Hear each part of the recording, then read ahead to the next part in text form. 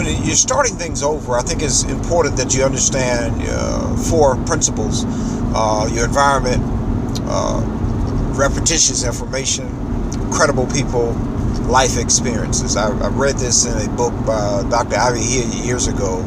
I think it was called Mental Toughness for Success was the title of the book.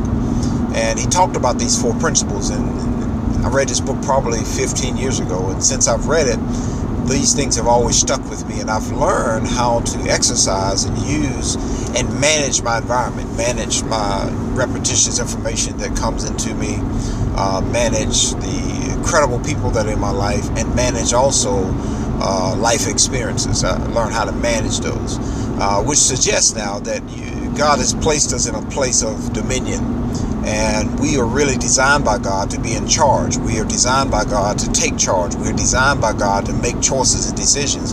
As a matter of fact, I'm really just a choice-making mechanism that is really capable of just making I make choices and decisions all day long. I never stop making these choices. I never stop making decisions. I make them literally all day long.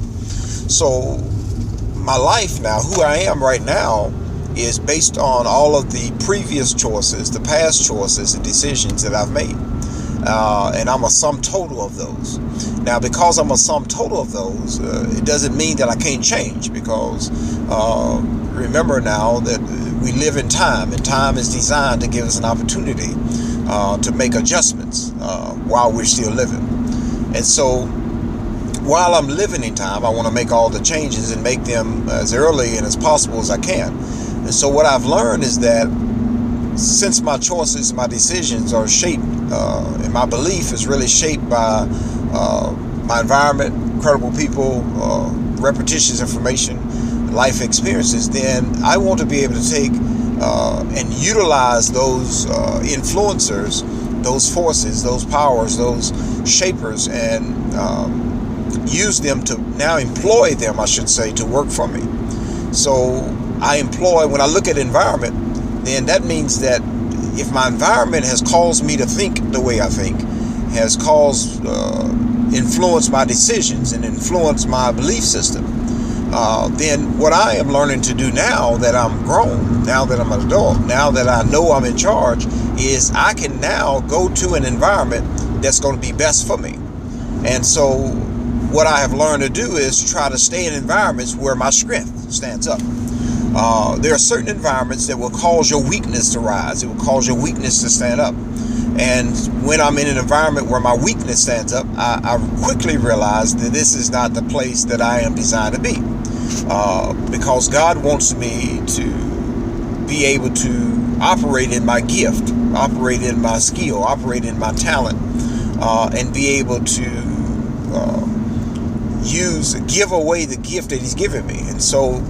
And that's the gift of strength. So if I'm talented, if I'm gifted in the areas of teaching, then I need to stay in settings where I can actually exercise that gift of teaching. If I'm gifted in the area of teaching, then I need to stay in settings where I can actually grow and expand that gift. So what I do now is I choose the environments, I set up the environments of where I need to be so that I can get in life where I need to go. So I use now the environments that exist and choose them strategically. I choose my environments based on strategy, based on vision, based on plan, based on my purpose. And so I choose environments because I know that the environment will work on me and change me quicker than I can change the environment. So since I know the environment is going to work on me, then I choose the right environment to go into so that when it is working on me, it is working for my good and not against me. Oftentimes I've seen people choose environments that's not conducive for who they are, not conducive for their gift, not conducive for where they're trying to go in life.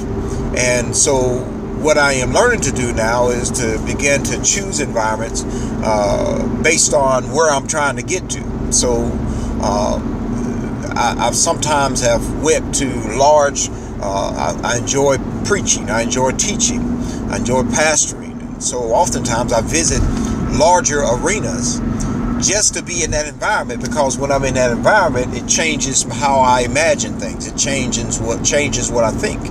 And according to scriptures, as a man thinketh, so is he. So if I'm going to change who I am, I must first change my thoughts. I must first change how I think. I must first change those things, and I must manage my thoughts. So I help manage my thoughts by managing my environment, because my environment shapes how I think.